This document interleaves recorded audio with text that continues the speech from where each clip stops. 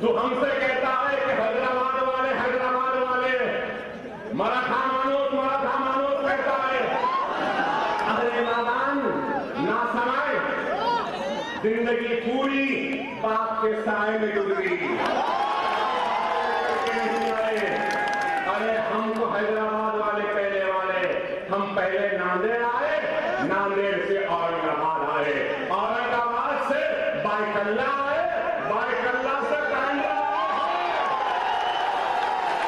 इंशाअल्लाह बांद्रा के बाद मातुश्री को भी जाएंगे, इंशाअल्लाह वो भी जाएंगे। अरे बहुत हिसाब लेना है। अरे शेर है तो शेर निकलता क्यों नहीं बाहर? ये कैसा शेर है जो सिर्फ अपने महाराष्ट्र में फिरता है? अरे हमको देखो, हम सारे हिंदुस्तान में फिरते हैं। हम यहां आए हैं ना, चल ठाकरे तू हैदराबाद आए। वेळा पाडे तुला मुसलमान जर ऐकत असेल तर मुद्दा नाही का? जे दोन भुकटा तिकडे कोण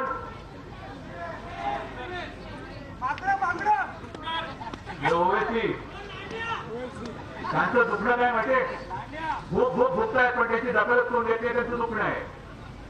आणि म्हणे आम्ही आता इथे आलेलो आहोत, आता मातुश्री होती हिंमत असेल तर हैदराबाद येते. अरे काय तुझ्या बापाचा हैदराबाद आहे?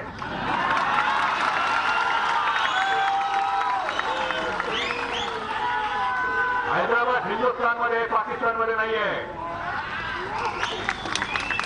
आणि या पितृदेव भव मातृदेव भव ही आमची परंपरा आहे. आम्ही आमच्या माता पित्याला देव मानतो, या भूमी आमची माता मानतो. स्वतःच्या बापाला आखे टाकणारी औरंगजेबाची अवलाद नाही आमची. आणि इथे आलेलो आहोत, उगाच काहीतरी नसल्या खाती पिटू नको, नाहीतर पूर वाढवायला लागेल मला. हे काय जमले ते बघितले ना. माझं एवढंच म्हणणं आहे, आमच्या अंगावरती येऊ नको. शिंगावरचं घेऊ, करण्याचं गोवंश हत्याबंदी केले, शिंग भरपूर आहे. कुठे कुठे घुसली तुम्हाला कळणार नाही म्हणा. आणि तुझ्यामध्ये हिंमत असेल ना तर जे गोर गरीब मुसलमान तुझ्यावरती भरोसा ठेवत आहेत, त्यांच्या घरातल्या पहिले चुली पेटव, घर पेटवण्याच्या आधी चुली पेटवणार आधी हिंमत आहे तुझ्यामध्ये. एवढी बघ करतो ना, घर रोखतोच ना, ओक घर आणि पेटवतो आणि हिंमत. एक तर काळीचा तुझा संबंध नाही, तसा तरी घुसलाय. आणि हिंमत असं तरी निवडणूक शेवटपर्यंत लढून दाखव. काँग्रेसच्या नादी लागून शेवटच्या क्षणात मतं फिरवू नकोस.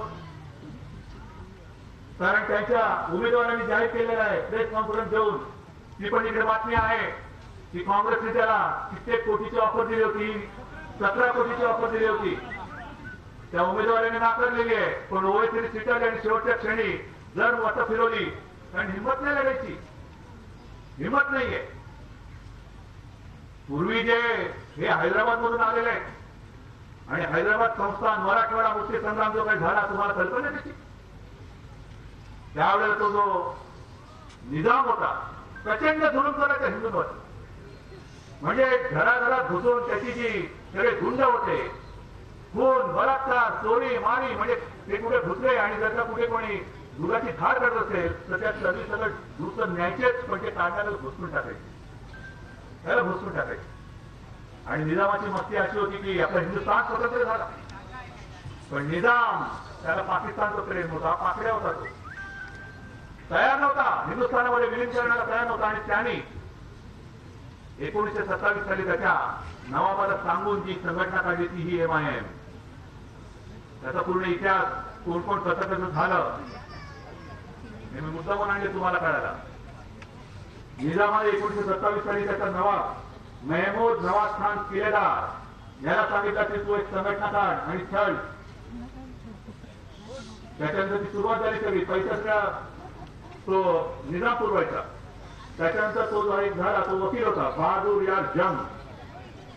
त्या बहादूर यार जंग नंतर जो झाला तो कासिम रजवी, त्याच्यावरून नाव पडलं रजाकार. ते रजाकारांचे जुलूम आजही तुम्ही मराठवाड्यात गेला तिकडे तर आपण मराठवाडा मुक्ती संग्रामाचं दालन केलेले मुद्दामून संभाजीनगर गेलात तर जाऊन बघा कशा कशा लढाया झाल्या, कशी सगळी आपली गोरगरीब माणसं त्या प्रचंड ताकदीसमोर लढली. रजवीनंतर काय झालं माहितीये, ज्यावेळी सगळी कारवाई वगैरे सुरू झाली, या MIM वरती बंदी टाकली गेली. मग रजवीने सांगितलं की मला सोडा, मी जातो पाकिस्तानात. त्याला सोडलं, तो गेला पाकिस्तानात. आणि जाता जाता त्यांनी अब्दुल वाहेद ओवेसी म्हणजे कारकीर्दीचा त्यांचा आजोबा त्याच्या हातात MIM देऊन गेले आणि तिथून ही सगळी पिलावट सुरू झाली. ते ओवेसी, त्याच्यानंतर त्यांचा म्हणजे यांचे वडील ते सुलतान सलाउद्दीन ओवेसी आणि नंतर हे पुढे हे दोन दिवटे, ही यांची वंशावळ आहे. माझ्या वडिलांबद्दल तू बोलतोय, तुझी जशी वंशावळ काढली त्याची आमची घराण्याची परंपरा काढ ना. माझे आजोबा कोण होते, माझे वडील कोण होते आणि मी कोण आहे. म्हणजे माझा हिंदूंवरती राग नाही, पण हिंदुत्व मला मान्य नाही. ठीक आहे, हा विषय मी निवडणुकीत घेणार नाही, पण याला उत्तर मी जरूर देणार. आता तुझं आव्हान मी काय स्वीकारत नाही, कारण बुडबुड्याचं आव्हान मी कधी स्वीकारत नाही. हे बुडबुडे पण त्यावेळी ती निजामाची मस्ती जी होती ती सरदार वल्लभभाई पटेलांनी उचलली. पोलीस ऑपरेशन करते सैन्य घुसवलं पोलो, आणि आजही तो फोटो उपलब्ध आहे. मस्तीत असलेला निजाम वल्लभभाई सोबत हात जोडून मस्तक झुकून उभा आहे. ही हिंदुस्थानची ताकद आहे, ही हिंदुस्थानची ताकद आहे. आणि आता लक्षात ठेव, आता आमचं सरकार आहे, जास्त वळवळ करण्याचा प्रयत्न करू नकोस. आणि सरकारची पण खरी तशी गरजच नाही. आमचा बाळासाहेबांचा शिवसैनिक हा मरता या मेल्याचे गीत केलेला नाहीये.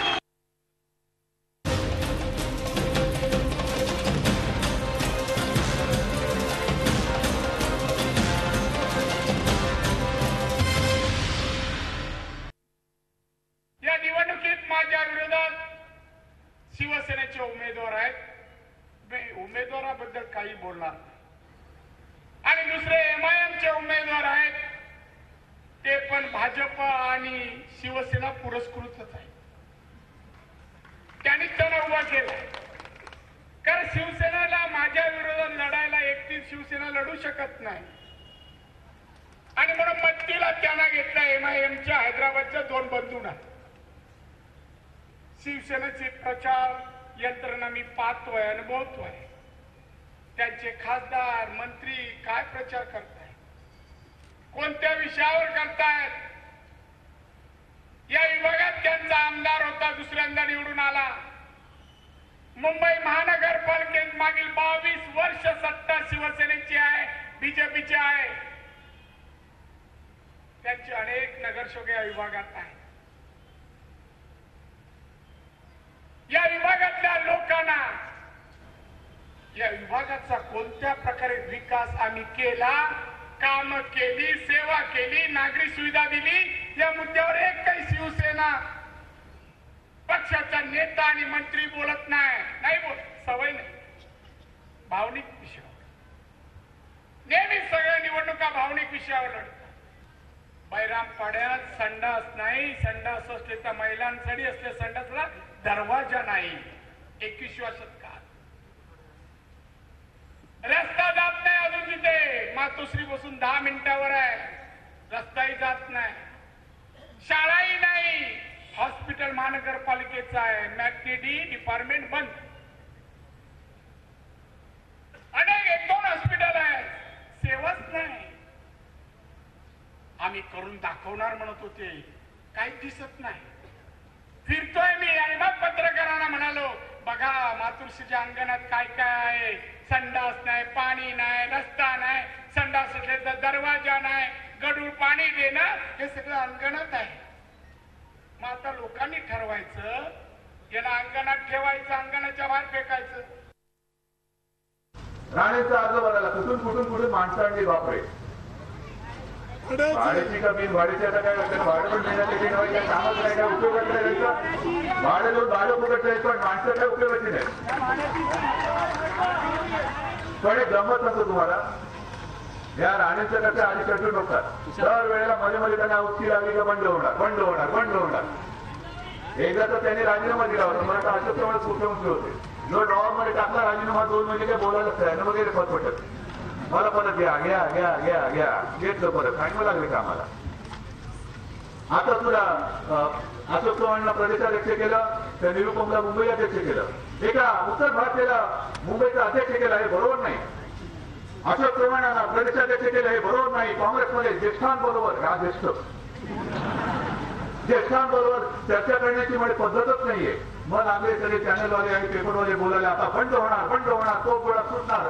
मला विचारलं म्हटलं काय नाही हो, बंड काय नाही, थोडे दिवस होणार आणि वरनं डोळे वटाले ना तर बघा सेफ्टी घालून परत येणार. आता काय झालं, किती दिवसापूर्वी आम्ही सगळे आरोप केले होते, 15 दिवस जेमतेम झाले असते आणि निवडणूक आल्यानंतर ती एक म्हण आहे, अडला नारायण ज्यांच्यावरती आरोप केले त्यांच्या सगळ्यांचे नसतोय. म्हणजे अडला पण ज्यांचे पाय धरले ते कोण, मी नाही बोलत, अशी म्हण आहे. म्हणजे आता अडला नारायण म्हणून चालणार नाही. आता आपल्याला निवडणुकीत शेवटच्या एकदा गाडला नारायण करावं लागलं. गाडला नारायण गाडला. अरे त्या मातोश्री तुला मुख्यमंत्री केला होता, त्या मातोश्रीवरती 4 करून येतो आहेत.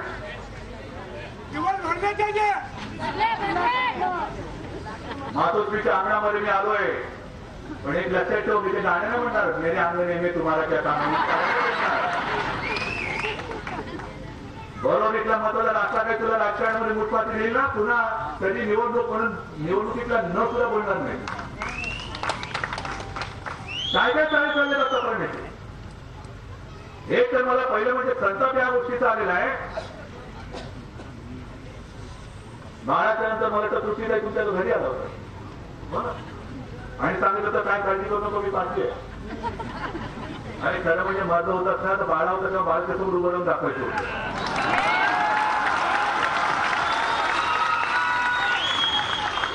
मागचा माणूस होता, पण भूमिपक्षात टाकला असताना तेव्हा तो इकडे संपलं असतं त्याला. पण आता असं वाटतं की असा या महिला आहे. आणि काल जे बोललं तर संतापजनक आहे की तुम्हाला नगरला नख पाठवायचं असेल तर शिवसेनेला मतदान करा. आता नख बसलं, ही सगळी महिला शक्ती बसली की नग आहे, नगाला नग आहे. आरारामा पाटलांची पत्नी इकडे उभी केली ती काय नगाला नग आहे. राणेंच्या पत्नी इकडे प्रचार करतात ते काय नग फिरता तुम्ही.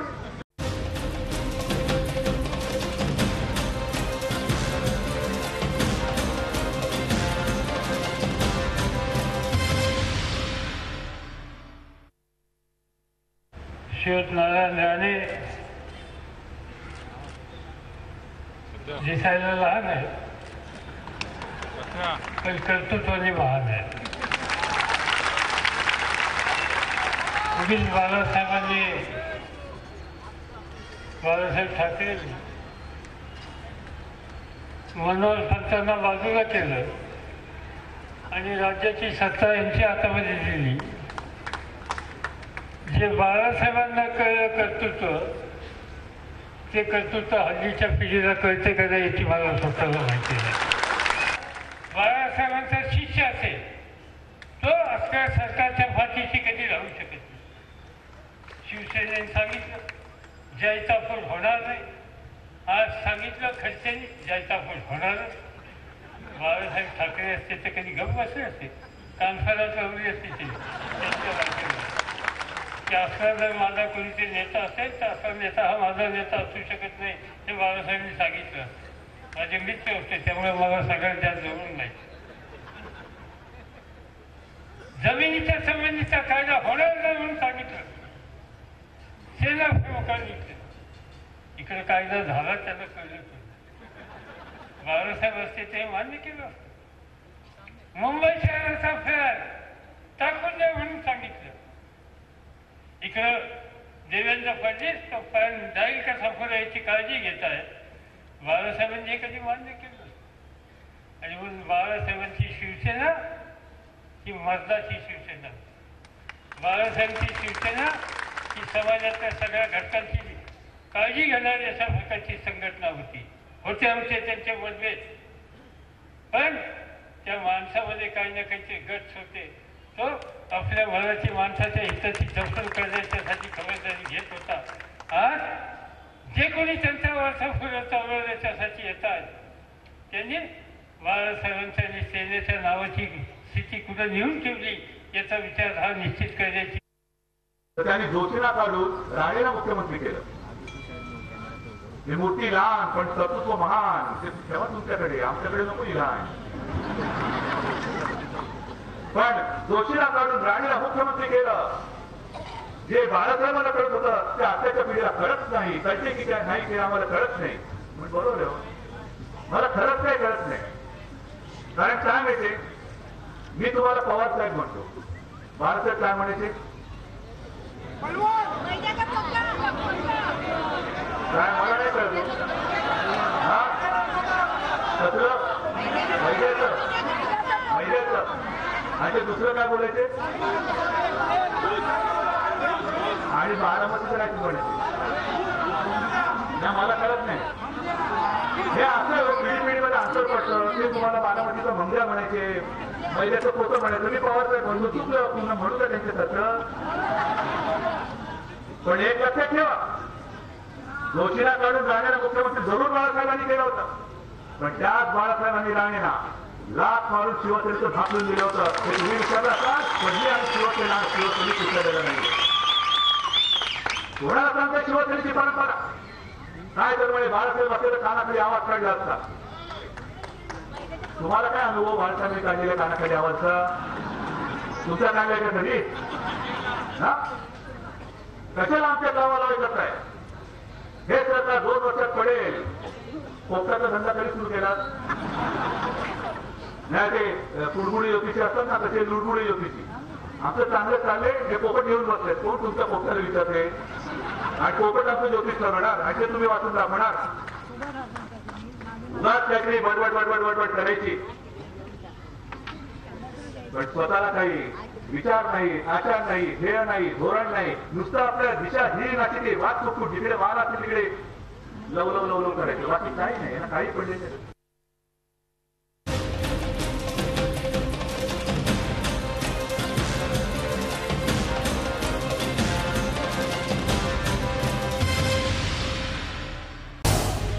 झी 24 तास रहा एक पाऊल पुढे.